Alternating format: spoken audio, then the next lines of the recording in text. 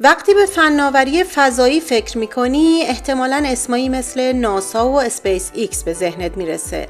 اما بیا امروز در مورد کشوری بهت بگم که با رویکردی کاملا متفاوت از آسمونا برای دفاع از خودش استفاده میکنه. ژاپن با محدودیت‌های نظامی بعد از جنگ جهانی دوم یه استراتژی ویژه انتخاب کرده. میکروماهواره‌های نظامی، ابزارهایی کوچیک اما بسیار کارآمد که نقش بزرگی در امنیتش ایفا میکنن. بریم برای این ویدیوی جذاب. اول ببینیم میکروماهواره‌ها چی هن؟ میکروماهواره همونطور که از اسمش پیداست ماهواره‌هایی بسیار کوچیکه که وزنش معمولاً بین 10 تا 100 کیلوگرمه. اما گول ظاهر کوچیکشو نخور. این دستگاه‌های کوچیک میتونن اطلاعاتی حیاتی از زمین جمع آوری کنن.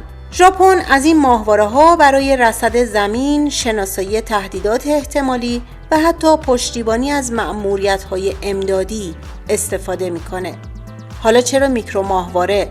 ماهواره‌های بزرگ خیلی هزینه دارن و زمان زیادی برای ساخت و پرتاب نیاز دارن.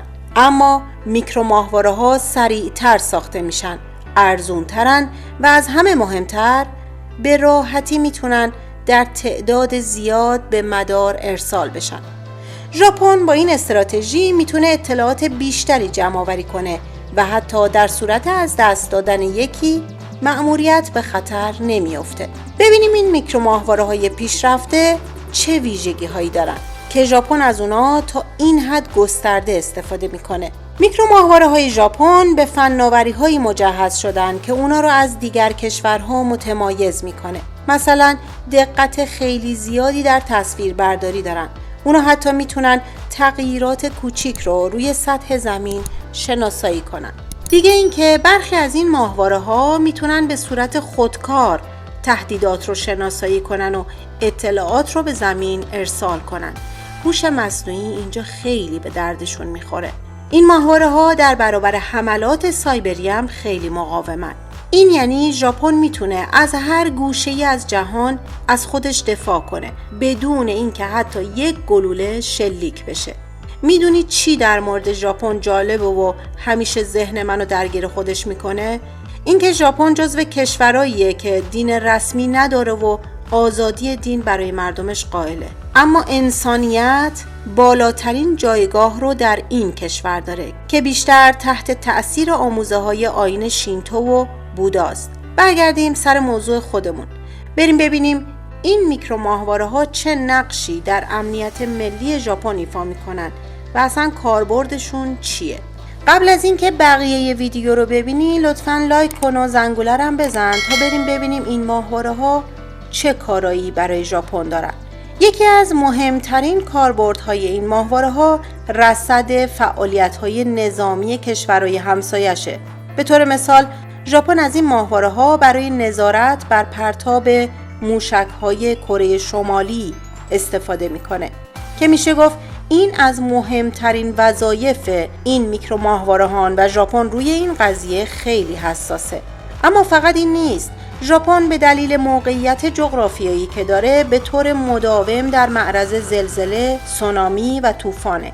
میکروماهواره‌های این کشور با تصویربرداری از مناطق آسیب دیده و ارسال سریع داده‌ها به مراکز امدادی به مدیریت بهتر بحران کمک میکنن.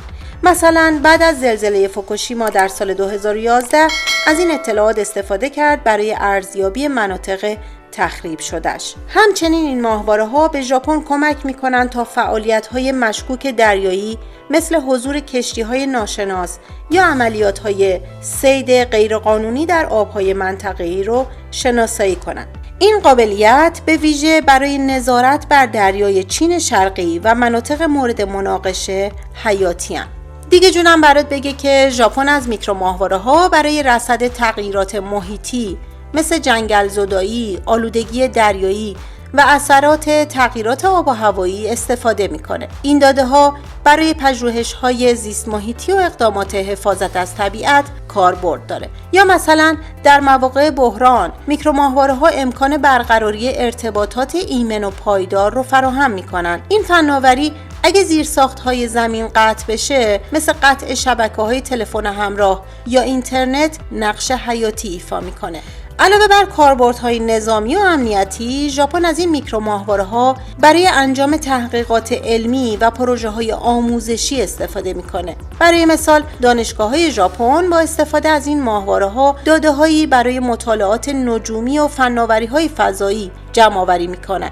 این نمونه‌ها نشون دهنده توانایی بالای ژاپن در بهره‌گیری از فناوری‌های کوچیک اما قدرتمند برای رفع نیازهای مختلفش. خلاصه اینکه ژاپن برنامه‌های بزرگی برای آینده داره. اونا قصد دارن تعداد بیشتری از این ماهواره‌ها به فضا ارسال کنن و حتی از فناوری‌های جدیدتر مثل ارتباطات کوانتومی در اونها استفاده کنن. این یعنی ژاپن نه تنها در زمین بلکه در آسمان هم به دنبال حفاظت از امنیت و پیشرفت خودشه. حالا که با میکروماهواره‌های ژاپن آشنا شدی، نظر تو در موردشون برام بنویس. به نظرت آیا این استراتژی میتونه الهام بخش بقیه کشورها باشه؟ و لطفاً حالا که تا آخر این ویدیو رو دیدی و از اطلاعاتش لذت بردی، لایک و سابسکرایب کن تا ویدیوهای جدید رو از دست ندی.